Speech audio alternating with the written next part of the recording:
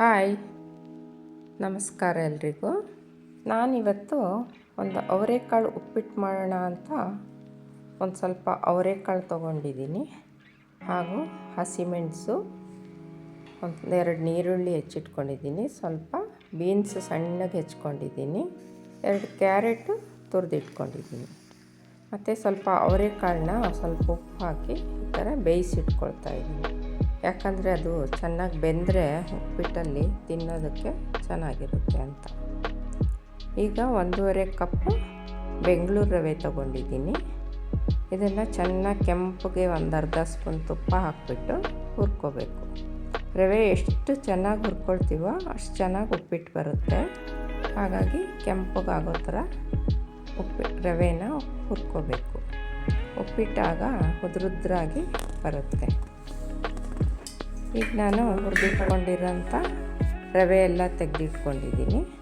ಬಾಣಲಿಗೆ ಸ್ವಲ್ಪ ಎಣ್ಣೆ ಬಿಟ್ಕೊಂಡು ಸ್ವಲ್ಪ ಗಾರ್ನಿಷಿಗೆ ಅಂತ ಶೇಂಗಾ ಬೀಜನ ಹುರ್ಕೊಳ್ತಾ ಇದ್ದೀನಿ. ಇದು ಆಪ್ಷನಲ್ಲು, ನಿಮಗೆ ಬೇಕಾದರೆ ಶೇಂಗಾ ಬೀಜ ಹುರಿದು ತೆಗೆದಿಟ್ಕೊಳ್ಳಿ, ಬೇಡ ಅಂದರೆ ಹಾಗೆ ಮಾಡಿ, ಇದನ್ನು ಸ್ಕಿಪ್ ಮಾಡಿಬಿಡಿ. ನಾನಿವಾಗ ನೋಡಿ ಶೇಂಗಾ ಬೀಜನೆಲ್ಲ ಗಾರ್ನಿಷಿಗೆ ಹುರಿದಿಟ್ಕೊಳ್ತಾ ಇದ್ದೀನಿ. ಇವಾಗ ಎಣ್ಣೆಗೆ ಸ್ವಲ್ಪ ಸಾಸಿವೆ, ಕಡಲೆಬೇಳೆ, ಉದ್ದಿನಬೇಳೆ ಹಾಕ್ತಾಯಿದ್ದೀನಿ. ನೋಡಿ, ಎಣ್ಣೆ ಕಾದಿದೆ. ಕಡಲೆಬೇಳೆ, ಉದ್ದಿನಬೇಳೆ, ಸಾಸಿವೆ ಎಲ್ಲ ಹುರ್ಕೊಳ್ತಾ ಇದ್ದೀನಿ. ಚೆನ್ನಾಗಿ ಕೆಂಪಗಾದ್ಮೇಲೆ ನಾವು ಹೆಚ್ಚಿಟ್ಕೊಂಡಿರೋಂಥ ನೀರುಳ್ಳಿ, ಹಸಿಮೆಣಸು ಹಾಕಿ ಸ್ವಲ್ಪ ಕೈ ಆಡಬೇಕು. ಹಾಗೆ ಟೊಮೆಟೊ, ಬೀನ್ಸು, ಕರಿಬೇವು ಎಲ್ಲ ಹಾಕಿ ಕೈ ಆಡಿಸ್ತಾ ಇದ್ದೀನಿ. ಹಾಗೆ ತುರಿದಿಟ್ಕೊಂಡಿರುವಂಥ ಕ್ಯಾರೆಟ್ ಕೂಡ ಇದರಲ್ಲಿ ಸೇರಿಸ್ಕೋಬೇಕು. ನೋಡಿ, ಕ್ಯಾರೆಟ್ ಸೇರಿಸ್ತಾ ಇದ್ದೀನಿ. ಹಾಗೆ ನಾವು ಅವರೆಕಾಳು ಬೇಯಿಸೋಕ್ಕಿಟ್ಟಿದ್ವಲ್ಲ, ಆ ಅವರೆಕಾಳು ಕೂಡ ಇದರಲ್ಲಿ ಸೇರಿಸ್ಕೊಳ್ತಾ ಇದ್ದೀನಿ. ಅವರೆಕಾಳು ಸ್ವಲ್ಪ ಬೇಯಿಸಿಟ್ಕೊಂಡ್ರೆ ತಿನ್ನೋದಕ್ಕೆ ಚೆನ್ನಾಗಿರುತ್ತೆ, ಇಲ್ಲಾಂದರೆ ಸ್ವಲ್ಪ ಗಟ್ಟಿ ಗಟ್ಟಿ ಇರುತ್ತೆ. ಹಾಗಾಗಿ ಒಂದೇ ಒಂದು ಕುದಿ ಒಂದು ಸ್ವಲ್ಪ ಉಪ್ಪು ಹಾಕಿ ಬೇಯಿಸೋಕ್ಕಿಟ್ಟಿದ್ದೆ. ನೋಡಿ, ಈಗ ಎಲ್ಲನೂ ಎಣ್ಣೆಲಿ ಹಾಕಿ ಫ್ರೈ ಮಾಡ್ತಾಯಿದ್ದೀನಿ. ಹಾಗೆ ರವೆ 1.5 ಕಪ್ ತೊಗೊಂಡಿದ್ದೆ. ಹಾಗೆ ನಾನು ಅಲ್ಲಿ 4 ಕಪ್ ಆಗುವಷ್ಟು ನೀರನ್ನು ಸೇರಿಸ್ಕೊಳ್ತಾ ಇದ್ದೀನಿ.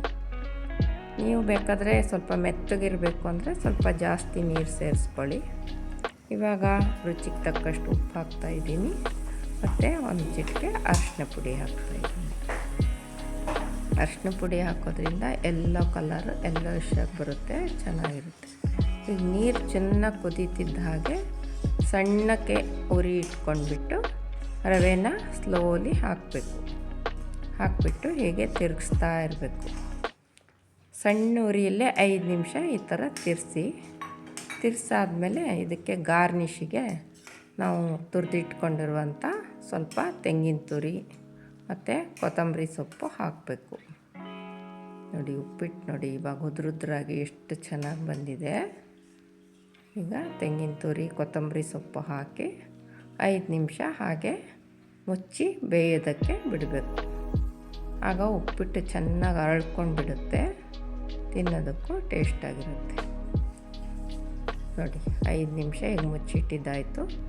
ಈಗ ಉಪ್ಪಿಟ್ಟನ್ನು ಈ ಥರ ಪ್ಲೇಟಲ್ಲಿ ಸರ್ವ್ ಮಾಡ್ತಾಯಿದ್ದೀನಿ. ನಾನು ಗಾರ್ನಿಷಿಗೆ ಹುರಿದಿಟ್ಕೊಂಡಿರುವಂಥ ಶೇಂಗಾ ಬೀಜನ ಹಾಕಿದ್ದೀನಿ. ನೀವು ಹೀಗೆ ಮಾಡಿ ಹೇಗಿತ್ತು ಅಂತ ನನಗೆ ಕಮೆಂಟ್ ಮಾಡಿ. ಚೆನ್ನಾಗಿದ್ದರೆ ನಿಮ್ಮ ಫ್ರೆಂಡ್ಸ್, ರಿಲೇಟಿವ್ಗೆ ಶೇರ್ ಮಾಡಿ, ಹಾಗೂ ನನ್ನ ಚಾನಲ್ನ ಸಬ್ಸ್ಕ್ರೈಬ್ ಮಾಡಿ ಪ್ಲೀಸ್. ಟೇಸ್ಟ್ ಹೇಗಿತ್ತು ಅಂತ ಕಮೆಂಟ್ ಮಾಡಿ please. Thank you friends, thank you.